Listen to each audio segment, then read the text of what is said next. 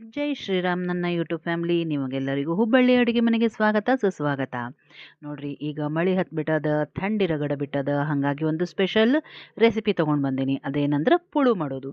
ಮಾವಿನಕಾಯಿ ಪುಳು ಅಂತ ಹೇಳ್ತೀವಿ ರೀ. ನಮ್ಮ ಅತ್ತೆಯವ್ರು ಭಾರಿ ಮಸ್ತ್ ಮಾಡ್ತಿದ್ರು. ಇದಕ್ಕೆ ಏನಂದ್ರೆ ಮಾವಿನಕಾಯಿ ತೊಗೋಬೇಕಾಗ್ತದೆ.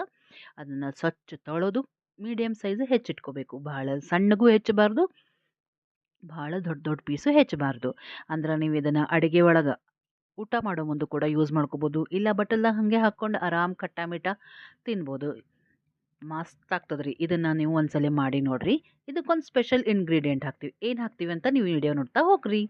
ಈಗ ಇದನ್ನು ಹೆಚ್ಕೊಂಡ್ಬಿಡೋಣಂತ್ರಿ. ಈ ರೀತಿ ಮೀಡಿಯಮ್ ಸೈಜಾಗಿ ಹೆಚ್ಕೊಂಡದ. ಇದಕ್ಕೆ ರುಚಿಗೆ ತಕ್ಕಷ್ಟು ಉಪ್ಪು, 2ರಿಂದ 2.5 ಸ್ಪೂನಷ್ಟು ಉಪ್ಪು ಬೇಕಾಯಿತು. ಒಂದು ಅರ್ಧ ಸ್ಪೂನಷ್ಟು ಹಿಂಗೆ ಹಾಕ್ತಾ ಇದ್ದೀನಿ ಇದಕ್ಕೆ. ಅಂದರೆ ಇದನ್ನು ನಮ್ಮ ಮನೆಯವರೇ ಮಾಡಿದ್ದಾರೆ. ಸೂಪರ್ ಆಗಿತ್ತು ರೀ ಇದು. ಈಗ ಇದಕ್ಕೆ ನೋಡ್ರಿ, ಒಂದು 4ರಿಂದ 5 ಸ್ಪೂನಷ್ಟು ಖಾರ ಪುಡಿ ಹಾಕಬೇಕು. ಅರ್ಧ ಸ್ಪೂನಷ್ಟು ಅರಿಶಿನ ಪುಡಿ ಹಾಕಿದ್ವಿ.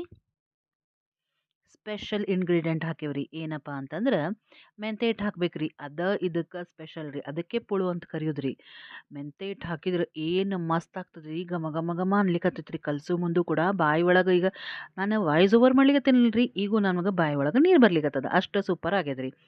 ಅದನ್ನೆಲ್ಲ ಚೆಂದಾಗಿ ಕಲಸಿದ ಮೇಲೆ ರುಚಿಗೆ ತಕ್ಕಷ್ಟು ಬೆಲ್ಲ. ಇದಕ್ಕೆ ಬೆಲ್ಲ ಭಾಳ ಹಿಡಿಯಂಗಿಲ್ಲ, ಯಾಕಂದ್ರೆ ನಾವು ಮಾವಿನಕಾಯಿ ತೊಗೊಂಡೇವಿ. ಹೀಗಾಗಿ ಬೆಲ್ಲ ಕೂಡ ಹಾಕಿ ಕಲಸಿಟ್ಬಿಡೋದು. ನಾವು ಇದನ್ನು ರಾತ್ರಿ ರೆಡಿ ಮಾಡಿದ್ವಿ ರೀ. ಇದನ್ನು ಪ್ರಿಪೇರ್ ಮಾಡಿ ಮುಚ್ಚಿಟ್ಬಿಟ್ಟಿದ್ವಿ. ಮುಂಜಾನೆ ಹಿಡಿದಾಗ ನೋಡ್ರಿ ಹೆಂಗೆ ರಸ ಭರಿತ ಆಗ್ಯದ. ಇದನ್ನು ನೀವು ಚಪಾತಿ, ಭಕ್ರಿ, ಅನ್ನ ಬೇಡಪ್ಪ ನಿಮ್ಗೆ ಎದಕ್ಕೂ ಬೇಡ, ಒಂದು ಬಟ್ಟೆಲ್ಲ ಹಾಕ್ಕೊಂಡು ಮಸ್ತ್ ಪೈಕಿ ಇದು ಮಾವಿನಕಾಯಿನ ತಿಂದು ಮೇಲೆ ಒಂದು ಸ್ವಲ್ಪ ರಸ ಕುಡಿದ್ಬಿಟ್ರೆ ಸೂಪರಾಗಿ ಟ್ಯಾಂಗಿ ಟೇಸ್ಟ್ ಇರ್ತದೆ ರೀ. ಭಾರಿ ಮಸ್ತ್ ರೆಸಿಪಿ ರೀ. ಇದನ್ನು ನೀವು ಒಂದ್ಸಲ ಮನೆ ಒಳಗೆ ಟ್ರೈ ಮಾಡಿರಿ, ಹೆಂಗೆ ಅನ್ನಿಸ್ತು ಅಂತ ಹೇಳಿ.